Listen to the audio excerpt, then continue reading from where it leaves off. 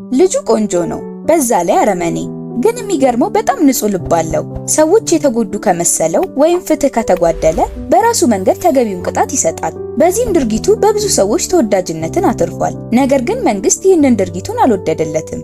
ሰላም፣ ዛሬ ለእናንተ ውድ ቤተሰቦቻችን ይመጥናል ብለን ያሰብነውን ቬትራን የተሰኘውን የኮሪያ ምርጥ የአክሽን ፊልም ይዘንላችሁ መተናል። ፊልሙን ከመጀመራችን በፊት ሰብስክራይብ ያላደረጋችሁ ሰብስክራይብ በማድረግ እንዲሁም የላይክ በተናውን በመጫን አበረታቱን እያል ወደ ፊልማችን እናልፋለን።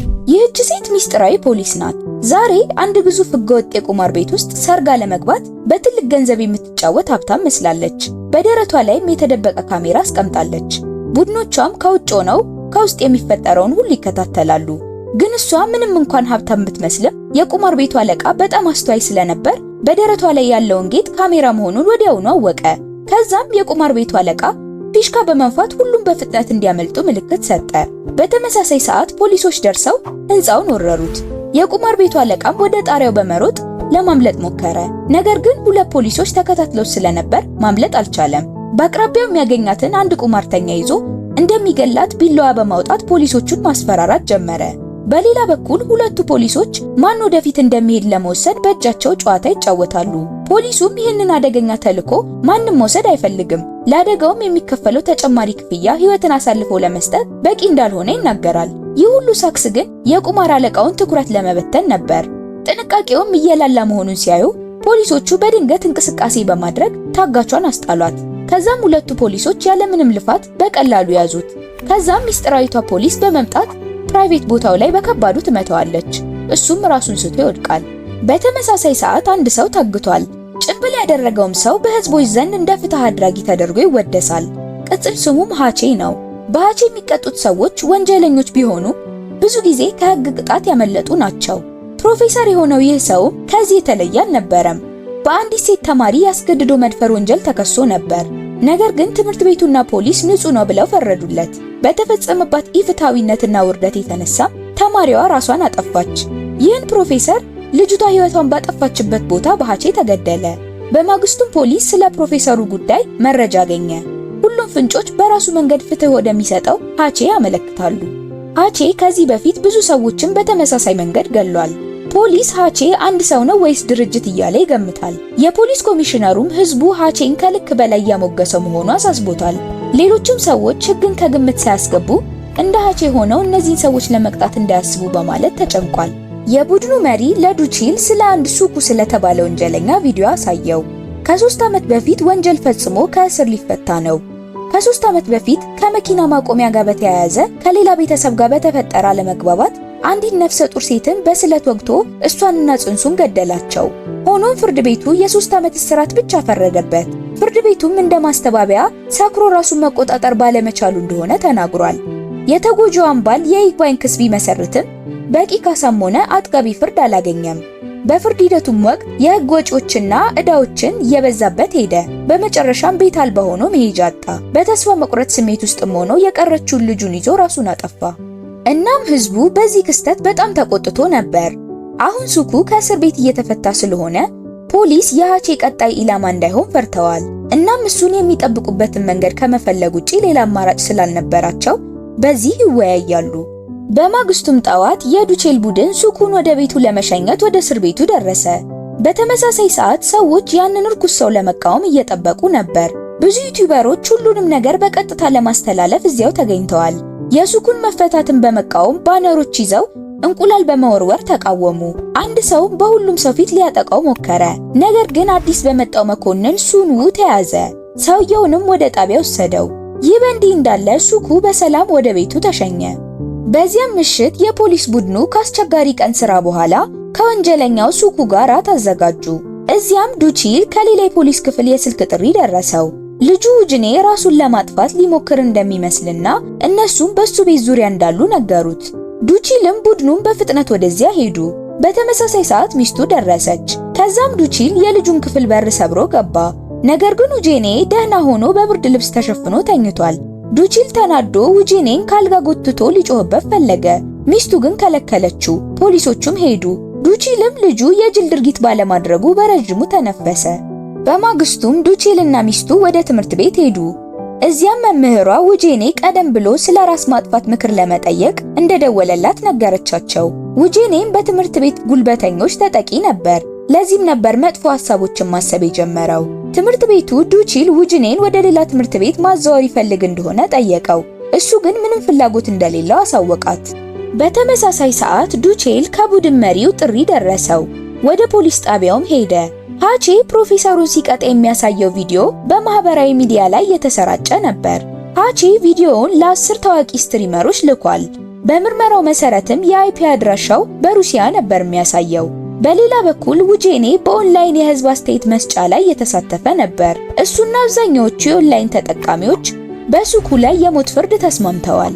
የሰዎች ተቃውሞም በጣም እየጨመረ መሆኑን በማየት ፖሊስ ነገሩን ለማረጋጋት ሱኩን ወደ ሌላ ቦታ ይወስዱታል። በትዕቢትና በድፍረት የተሞላው ሱኩ በዱቺል ሊመታ ምንም አልቀረውም።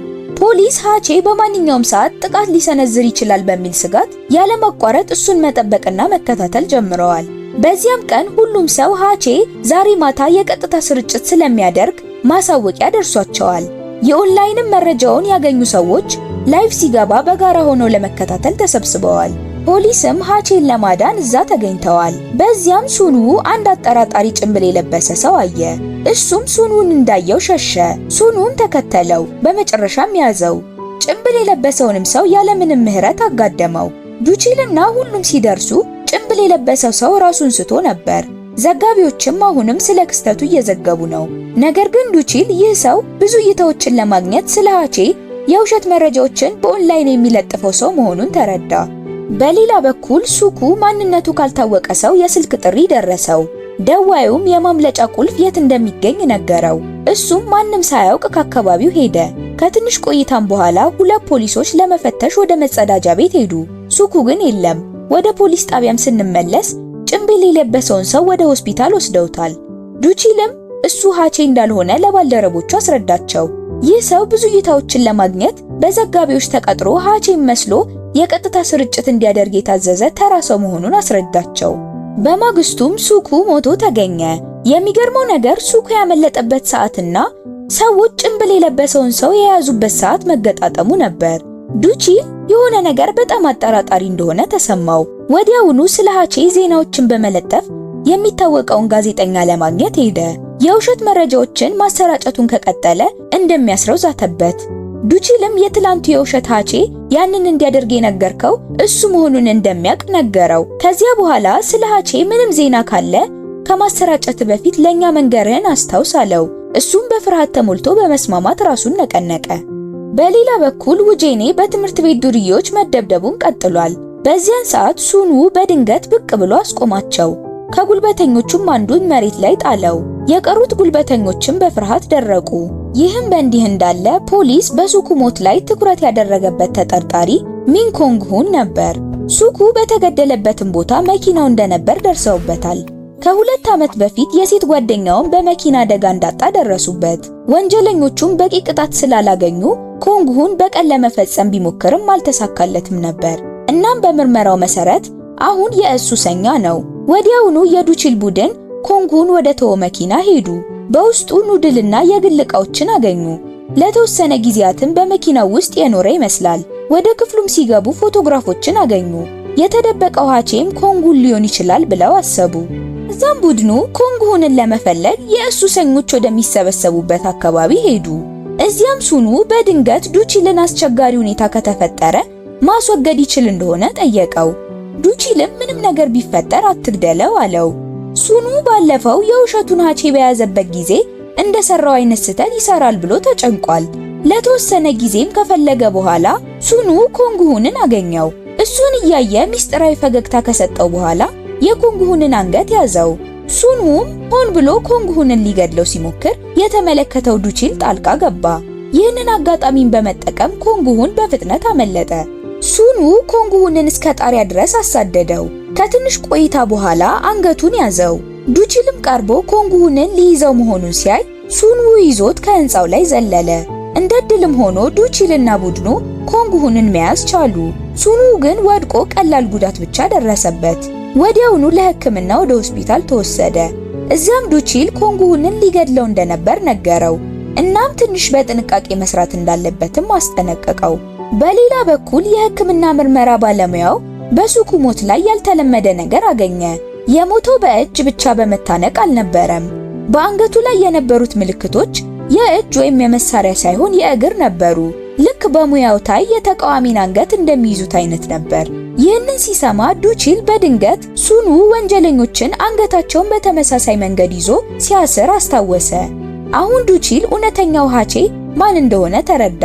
ለሁሉም ስለ ሱንዉ እንዲጠነቀቁ ነገራቸው። ይህ በእንዲህ እንዳለ ሱንዉ ይህንን እየሰማ ነበር። ወዲያውኑ ሼልደን ስለተፈጠረው ነገር ለሁሉም ለማስረዳት ወደ ፖሊስ ጣቢያ መጣ። ኮንግሁን እውነተኛው ሃቼ አይደለም፣ ከበስተጀርባ ያለው ሱንዉ ነው። ለሴት ጓደኛው በቀል እንዲፈጽም ለኮንግሁን ሰነዶችን ሲያቀርብና ሲያታልለው የነበረው ሰው እንደሆነ አስረዳቸው። ሱንዉ በዚያ ምሽት የነበረውን የውሸቱን ሃቼና ኮንግሁንን ሁለቱንም ለማስወገድ ፈልጎ ነበር። እነሱ ከሞቱ ፖሊሶች በቀላሉ ማሳሳት ይችል ነበር። በዚህም ሰዓት ሱንዉ በጣቢያው ውስጥ ሁሉም የሚናገሩትን ነገር እያዳመጠ ነበር። በፖሊስ ጣቢያው ውስጥ በሙሉ የተደበቁ ካሜራዎችን አስቀምጧል። በተጨማሪም ሁኔታውን ለመከታተል የዱቺልን ሲም ካርድም ኮፒ አድርጓል። ከዛም ዱቺል ሱንውን ለማግኘት ሆስፒታል ሲደርስ አምልጦ ነበር።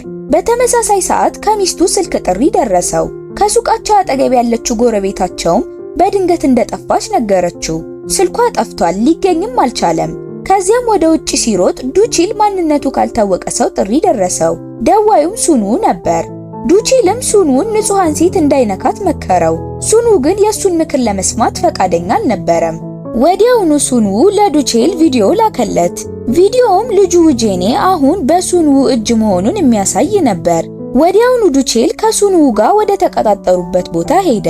በሌላ በኩል በመኪና ውስጥ አንዲትን ሴት ለመቅጣት እየተዘጋጀ ነው።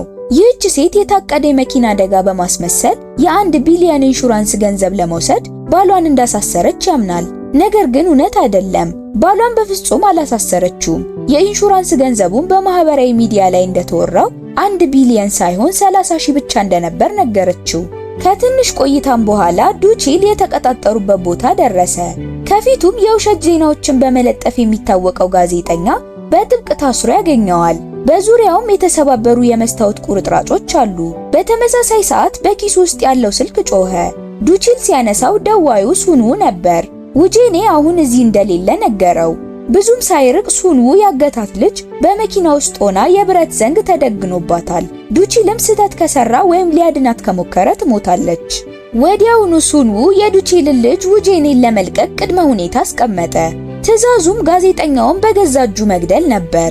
ሱንዉ በውሸት መረጃ ብዙ ንጹሃን ሰዎችን እንደገደለ ያምናል። እንዲሁም እሱ ሃቼ እንዳልሆነ ያረጋግጣል። ሃቼን የፈጠረው ጋዜጠኛው እንደሆነ ነገረው። ከዛም ሱንዉ ለዱቺል ሌላ ምርጫ ሰጠው።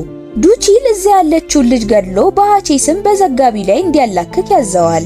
ሱንዉ ሆን ብሎ ዱቺልን እያታለለው ነበር። ዱቺልን ወደ መጥፎ ሰውና ወደ ቀጣዩ ሃቼ ሊለውጠው ይፈልጋል። ሱንዉ ዱቺልን ብትይዘኝም ምንም አይጠቅምህም፣ ምክንያቱም እዚያ ያሉት ሰዎችና የምትወደው ልጅ በህይወት መትረፍ አይችሉም በማለት አስጨነቀው። ዱቺል ግን ሱንዉ የፈጠራቸውን እብድ እቅዶች በሙሉ አልተቀበለም። ሴትዮዋንም ነፃ ለማውጣት ሲሞክር ሱንዉ ብቅ አለ። ውጄኔንም ተጠቅሞ ዱቺልን ማስፈራራት ቀጠለ። በተመሳሳይ ሰዓት ዱቺል ከቡድን ጓደኛው ውጄኔን እንዳገኙትና እያዳኑት እንደሆነ ማሳወቂያ ደረሰው። ልጁም ምንም ሳይጎዳ ነፃ ወጡት። ይህንንም የተመለከተው ሱንዉ ይደነግጣል።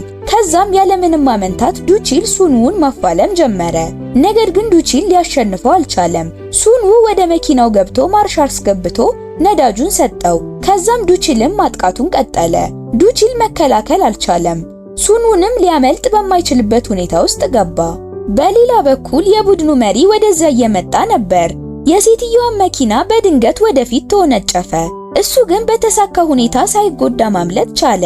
የመኪናውም ጀርባ የሌላኛውን መኪና ፊት ለፊት ሲመታው በአጋጣሚ የሴትዮዋ ሕይወት ተረፈ። ወደ ዱቺልና ሱንዉ ስንመለስ አሁንም እርስ በርስ እየተዋጉ ነበር። ከትግል በኋላ ዱቺል በመጨረሻ አሸነፈው። ዱቺል ሱንዉን በካቴና ሊያስረው ካቴናውን አወጣ። እሱ ግን በሚያውቀው የአንገት መያዣ ዘዴ አመለጠ። ከዚያም ሱንዉ ለማምለጥ ወደ መኪናው ገባ።